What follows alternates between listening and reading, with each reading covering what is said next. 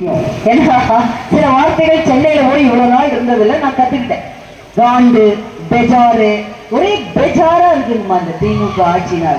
உண்மையிலேயே இந்த ஆட்சியை வீட்டுக்கு அனுப்பியே தெரியணும். காண்டுன்னா பொறாம, காண்டுன்னா அப்படியே அந்த காண்டுல ஒருத்தர் கோபியில இருந்து ஒருத்தர் போய் புதுசா ஒரு சின்ன பையன் என்னன்னே தெரியாம எதுக்குன்னே தெரியாம ஒரு கட்சி ஆரம்பிச்சிருக்கிறாப்ல.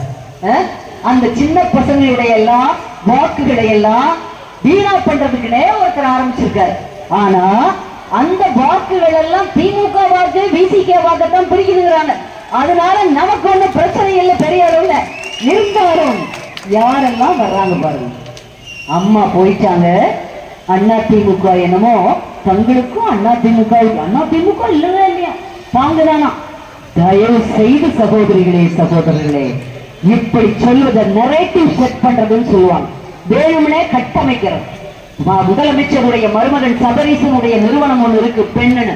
அந்த நிறுவனம் போட்டு கொடுக்கிற திட்டம் நீங்கள் தவறானவர்களை தேர்ந்தெடுத்து விடக் கூடாது என்பதற்காக நீங்கள் மாற்றத்தை விரும்பினீர்கள். கருணாநிதியினுடைய புதல்வன் சட்டைவெல்லாம் கிழிச்சு விட்டு அலைஞ்சாரு. ஞாபகம் இருக்கா? டிவியில பாத்துருக்கீங்களா? கிட்டத்தட்ட சட்டை கிழிச்சு விட்டுட்டு யாருமா அலைவா? சட்டை கிழிச்சு விட்டுட்டு அலைஞ்சா அவங்களுக்கு என்னமா பேரு? அவங்களுக்கு என்ன பேரு இல்லையா? அப்படி நான் என்போரையால் பைத்தியம் என்று சொல்ல விரும்பவில்லை. ஆனா அப்படித்தான் நிலை. பெற்ற பிடித்த நிலையில் அப்படியே வராரு கார்ல கிழிச்சு விட்டு, அதையாவது உள்ளேயே கிழிச்சுட்டு வெளியே வரக்கூடாதா? வெளியில இறங்குறதுக்கு அப்புறம் கிழிச்சு விட்டு வர. அப்படி வந்ததால் அது மட்டுமல்ல, 525 வாக்குறுதிகளை உங்களுக்கு கொடுத்தாங்க. யாராவது எங்கேயாவது 525 வாக்குறுதியை கொடுப்பாங்களாமா? செய்ய முடியுமா?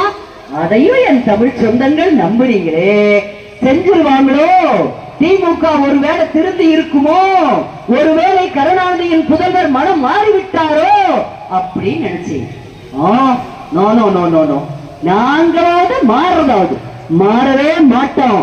நான் அதை அடிக்கடி சொல்லுவாரே, நான் முத்துவேல் கருணாநிதி ஸ்டாலின் என்று.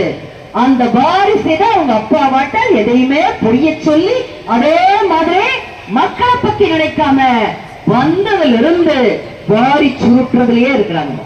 குடும்ப ஆட்சி நடத்துறாங்க. அதுக்காகவே அவங்களை விரட்டணும். ஜனநாயகத்துக்கு முழு விரோதம் குடும்ப ஆட்சி. இங்க என்ன நடக்குது? அவங்க குடும்பத்துல எத்தனை பேரு? தங்கச்சி ராஜ்யசபா உறுப்பினர், கட்சியிலையும் பெரிய பொறுப்பு, உள்ள என்னென்னவெல்லாம் இருக்குதோ பதவி அவங்களுக்கு. அடுத்து பையன் துணை முதல்வர்.